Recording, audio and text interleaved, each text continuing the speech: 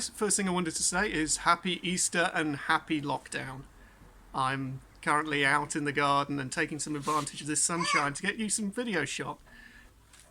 I just wanted to address what happened to the old video stock. I felt that it was about time that I took a restart and took stock of my projects and what was going on, my tutorials, and just most of that content had been there for 5, 6, 7 years.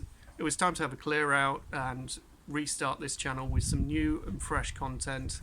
Hopefully there'll be a lot better video quality for you. I am going to try and put up everything I'm involved with at the moment, and I hope you all enjoy and find it informative, and that maybe I can help with things that you're working on currently yourselves. I started the year looking at FPGAs, mainly from GoWin Semi out in China. They are very low cost parts, and some of them have an embedded Cortex M3 processor, which makes them incredibly powerful for the cost. I was wondering whether I can build various demo boards around them and have a look at the software support.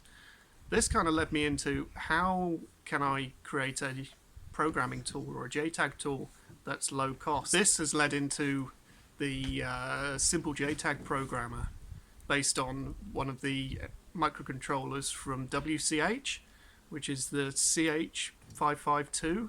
There's software out there to support USB to JTAG on this particular MCU, so I thought it was a great starting point.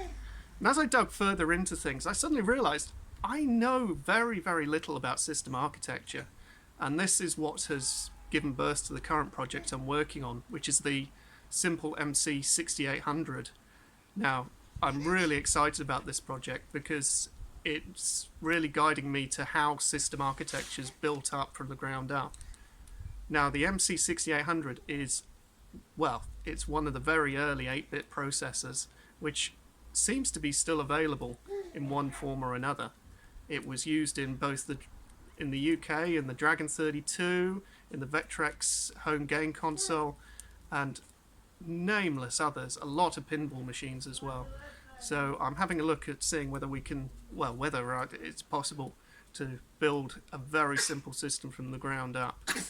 So the board itself only contains the processor, RAM and ROM, and a bit of switching logic. This should allow me to experiment with the board without too much outlay or too much complexity, so I can see exactly what's going on. So far I've learnt a lot about how system design works and how the early architectures were built up. The other thing I wanted to tell you about was the shop. I'm currently starting up a small supply shop based on Tindy. There are several reasons behind this. One of them is I really find it difficult to get components in a timely manner, and it's something that's been bothering me for a lot of years, especially through AliExpress or one of the other Chinese distributors. They just take so long. 2 months waiting time can be way too much, and by the time you receive the components, the idea for the project is already starting to disappear. So what I've decided to do is try and select a few items that I think are interesting and stock them in the UK on the shop. The other reason for the shop is I've got very little financial means to fund the projects I would like to do and would like to share with you all. The shop gives me some kinds of extra funds that I can put into these projects for you and help fund the blog and various other things. If you want to check out my store, please follow the link below. Let me know what you think in the comment section. Like and subscribe, and just let me know. So tell me if there's anything else you want to see on this channel. So, bye bye for now.